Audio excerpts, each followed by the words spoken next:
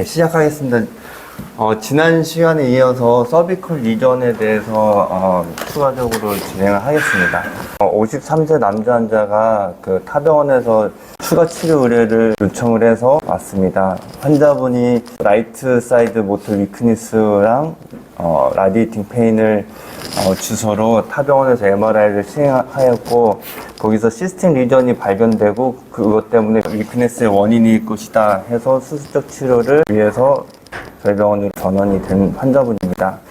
환자분은 아까도 말씀드렸다시피 목 통증으로부터 오른쪽 팔 전체적으로 저린 증상, 그리고 라이트 핑거 2, 3, 4번에 그레이드 4 정도의 위크니스를 보였고, 젓가락질, 숟가락질 등 일상생활에 좀 지장이 있을 만한 위크니스를 보였습니다. 그래서 그 타병원에서도 치료를 받았는데 증상이 좀 진행을 해서 저희 병원에 오셨고요. 언더라인 디지즈로는 하이퍼텐션과 고지혈증밖에 없었고, 기타 수술은 정형외과 수술을 받았습니다. 지난 시간에도 말씀드렸다시피 서비컬에는 루트에 따라서 더마톰과 마이오톰이 있습니다. 그래서 환자분은 C67에 해당하는 더마톰으로 라디에이팅 페인이 있었고요. 위크니스는 그래스핑이 잘 안 됐는데, 사실 이거는 C67보다는 C8이 주로 담당을 하고 있습니다. 그래서 C8의 펑션을 자세히 보자고 하면은 핸드, 특히 핑거 플렉션, 핸드 그립의 메이저 역할을 하게 되는데요. C7도 주로 하는 역할이 엘보 익스텐션을 트라이셉에 분포를 해서 엘보 익스텐션을 주로 하게 되는데, 그래서 저도 그래스핑이 잘 안 된다, 그래서 67보다는 C8이 문제가 아닐까 하는 생각이 들었지만 C7도 모더레이트 그래스프에 영향을 미칠 수 있다 이렇게 돼 있긴 합니다. 그래서 지난 시간에도 한마디 차이는 영향을 서로 줄 수 있다 이렇게 말씀을 드렸고요. 그래서 MRI를 보시면은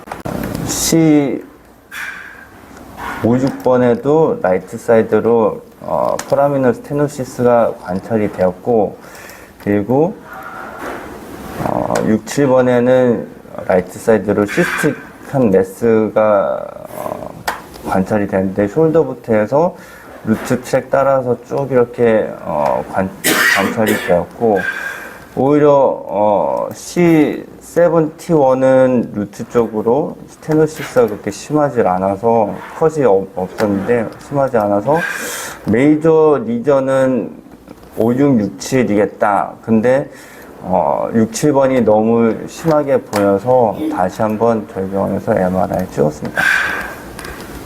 그리고 이 시스템 리전이 사실은 슈바노마, 양성 신경 초정일지 또 감별하기 위해서 이넨스로 다시 한번 확인해 봤고요. 56번에 이렇게 포라미널 스테노시스가 관찰이 되었고, 67번에도 시스템 리전이 관찰되었으며, 이넨스는 점영하게 되진 않는 것으로 보아서 페리뉴럴 시스트를 의심을 하고선 우선은 열어서 확인해야겠다 하고선 들어갔습니다. 그래서 포스트옵 MR을 보시게 되면은 이렇게 포라미노토미를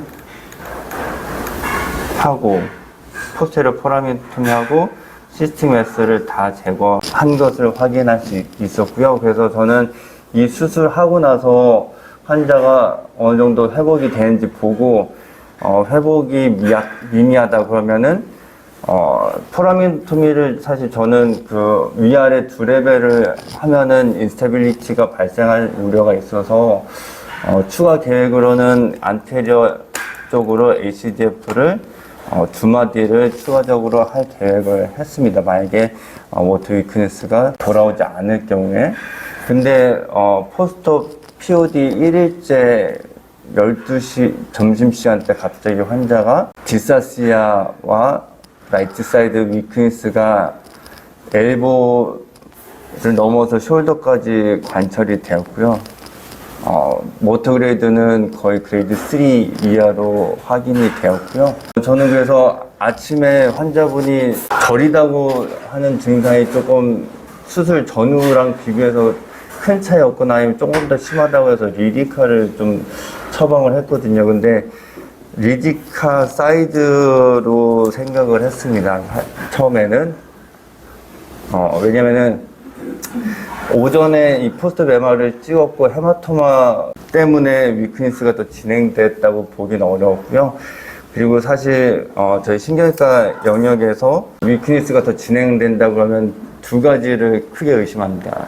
헤마토마 때문에 생겼던가 아니면은 임팍 때문에 생겼던가. 근데 53세 남자고 저명하게 과거력이 없기 때문에 저는 설마 임팍이겠어? 디퓨전을 찍어볼까 말까 하다가 저는 리디카 사이드로 우선 생각하고 하이드레이션을 시작했습니다. 근데 제가 오후 수술을 들어갈 때 환자분이 전원을 요청해서 보냈습니다. 그래서 유성선병원에서 찍은 브레인 MRI 상에서 공교롭게도 랩트 모터 코텍스에 임팍이 관찰이 됩니다. 그래서 공교롭게 랩트 모터 코텍스에 임팍이 오면은 라이트 사이드 위크니스가 나타나기 때문에 공교롭게 수술했던 오른쪽과 어느 정도 위치상으로 일치해서 이게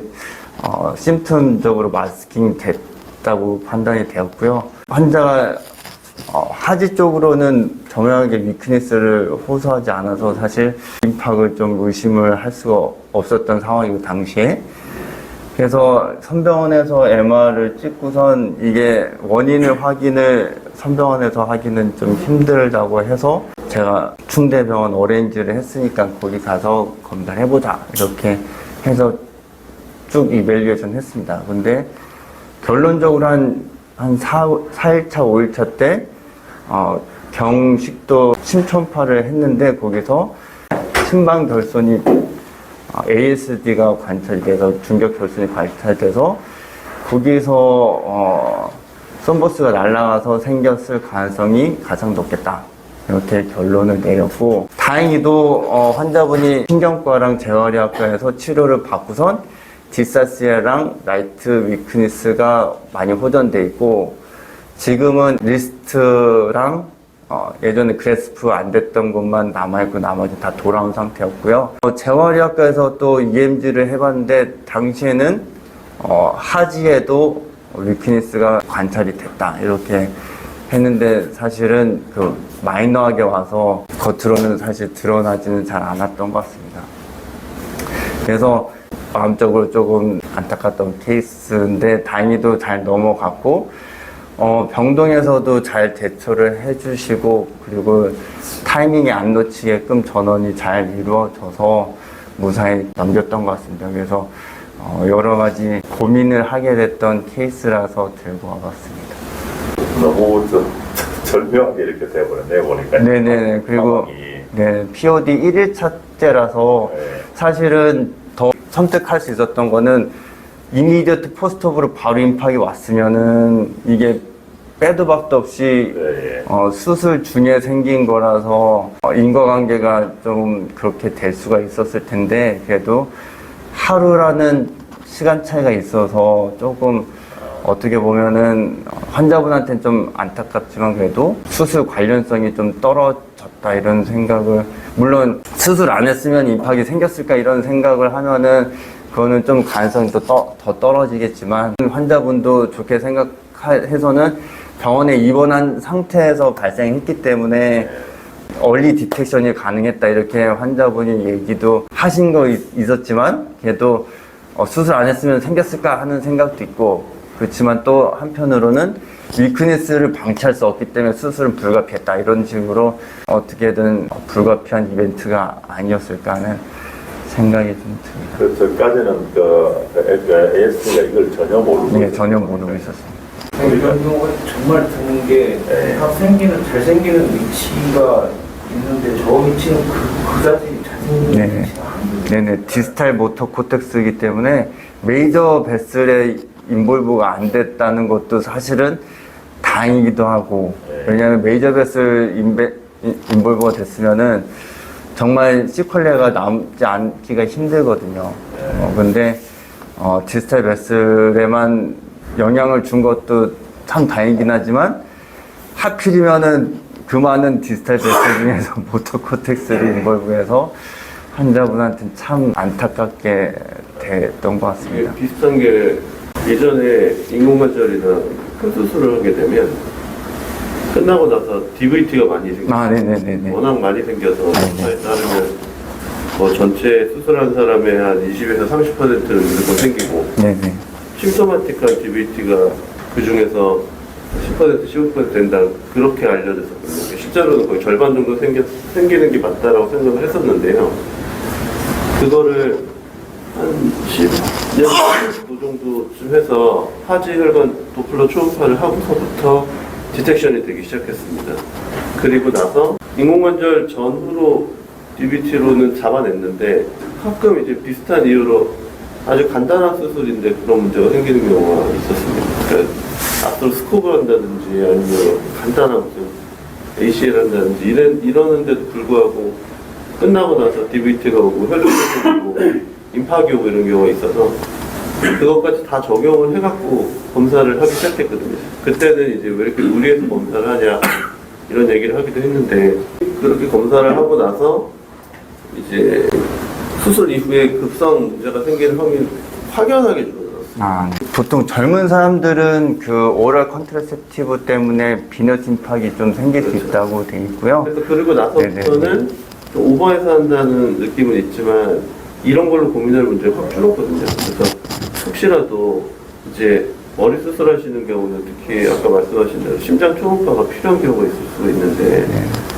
이분도 심장 초음파 한 거 아니었어요? 그랬었잖아요. 그리고 그래서 저는 심장 첨파도 하고 수술도 1시간 반 이내로 끝나고, 그리고 저는 또 깜짝 놀랐던 게 병동에서 뉴마틱 컴프레션도 하고 계셨더라고요. 그래서 이거는 임팍이 생길 조건이 전혀 없다라고 좀 생각을 했던 게 사실은 좀 가능성이 매우 낮다. 왜냐면은 젊기도 하고 언더라인도 없고 예방적 조치를 다 하고 수술이 길었던 것도 아니고, 그래서 저는 가능성 매우 희박하게 보고선 굳이 디퓨전 찍을까 하는 생각을 좀 했는데, 그게 참 앞으로는 일단은 찍어놓고 룰아웃을 하자 이런 식으로 좀 안전하게 해야 되는 게 맞을 것 심장 같다는 초음파를 생각이 수술 듭니다. 전에 네.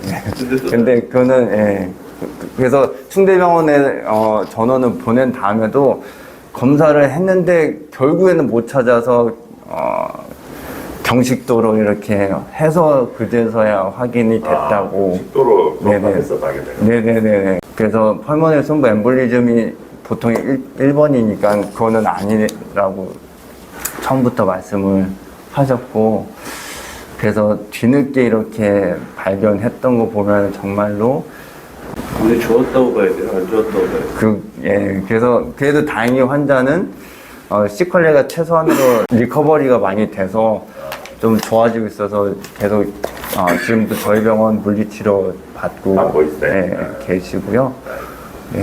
지금 계속 경과를 보고 저도 딱 여러 개 있었어요. 그러니까 제가 10년 좀 덜 됐는데, 제가 무릎 스코어가 10분 정도 하나 끝났는데, 그걸 하고 나서 뭐냐면 한 3살 정도 지났는데, 그 주말에 어디 내가 난 자폐 기억을 해요. 환자가 이상하다 해가지고 바로 돌려서 가서 내가 앰뷸런스 쓰고 중남대 같이 다녔거든요.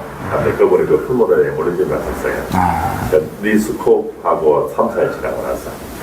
그러면서 이제 어쨌든 빨리 이동해서 그 다음에 그분은 다행히 큰 문제 없이 되고 있는데, 저한테는 원망을 많이 하는데 참 원망을 해도 어쨌든 결과는 다행히 무사히 끝났으니까 괜찮았는데, 그게 항상 엠볼리즘이라는 것을 있잖아요. 우리가 좀 더 뭐냐면은 이게 단 한 명 때문에 우리가 100명을 검사하더라도 저는 해야 된다 생각합니다. 그 사람한테는 너무나 치명적인 부분이기 때문에 좀 더 우리가 너무 좀 오버한다는 느낌이 들더라도 우리 방어적인 부분도 있지만은 환자를 위해서도 있지 않습니까? 그래서 절대 나쁜 게 아니거든요.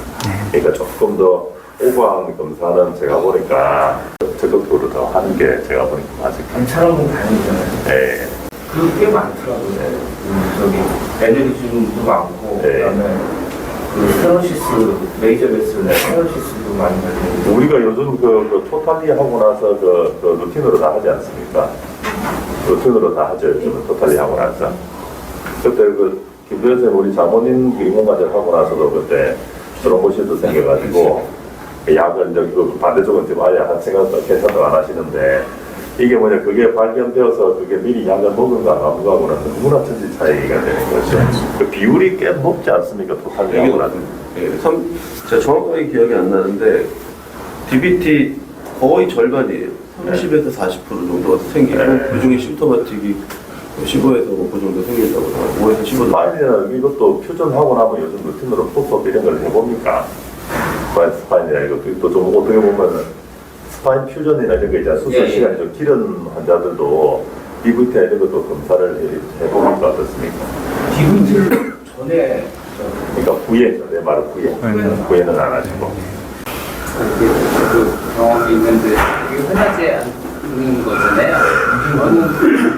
저는 숄더 수술하고 이제 병원에서 모르지만 눈이 안 보인다고 숄더 수술하고 나와서 눈이 안 보인다고 해서 너무 저도 이런 일이 있나 했는데 네. 결국은 시신경 쪽 입학 이런 식으로 시신이 판교 왔어요. 가능한 거 아무리 생각해도 저는 모르겠는데 결론은 결국은 뭐 시신경 쪽 임팍 쪽으로 와서 일단 뭐 수술이 원인식으로 해서 좀 많이 안타까운 적이 있었는데 그러니까 이게 전혀 관련 없는 것 같은 것도 이렇게 좀 설명을 하고 미연에 근데 임팍은 그래서 기본적으로 그냥 뭐 손가락 수술에도 임팍 얘기를 하거든요. 그래서 뭐 머리로 가면 이제 풍이 오고 뭐 심장으로 가면 심장마비 올 수 있습니다 얘기를 하게 됐는데 그렇게 생각지도 못한 경우도 있더라고요. 우리가 너무 좀 매너리즘에 빠져서 이거 거의 올 수 있는 것만 설명하다 보면 한 번씩 터지는 것 같아요. 그러니까 장모님께서 아까 얘기하셨는데 우리가 원장님 장모님이라고 특별하게 검사를 따로 한 게 아니라 매뉴얼이 그렇게 돼 있었어요. 매뉴얼이 프로토콜이 검사를 무조건 4일째 한다가 돼 있었기 때문에 잡아내니까 그러니까 그 증상은 아무것도 없었으니까. 우리가 없었으니까. 이렇게 시스템 우려되는 게 있으면 시스템을 만들어 놓으면 네. 그다음부터는 조금 걱정하시는 게 좀 줄어드는 네. 게 있는 것 같아요. 그래서 이분 같은 경우에는 그 디스아시아가 있는 순간에 디퓨전을 좀 빨리 프로토콜식으로 네. 뭔가 있으면은 그냥 일단 찍어놓자 이랬어요. 응급으로 좀 찍는 것도 좋을 것 같다는 생각이 좀 듭니다. 제가 보니까 어쨌든 의심스러운 면이지 않습니까? 무조건 확인을 해놓고 하는 게 선생님도 이런 그 계기를 통해서 병원의 프로토콜을 또 새로 하나 만드세요. 자꾸 만들어야지 우리가 이런 걸 리뷰를 하는 이유는 뭐냐면 잊어먹기 위한 게 아니거든요. 내 아픔을 끄집어내기 위해서 이걸 하는 게 아니거든요. 우리가 다음에 이런 일이 벌어지지 않게 하기 위해서 예방적인 차원에서 우리가 프로토콜을 만들기 위해서 이런 걸 리뷰하는 거니까 이런 거 하면 좋은 경험이니까 한번 프로토콜도 한번 만들어보고 그렇게 하는 것 같아요. 알겠습니다. 수고하셨습니다.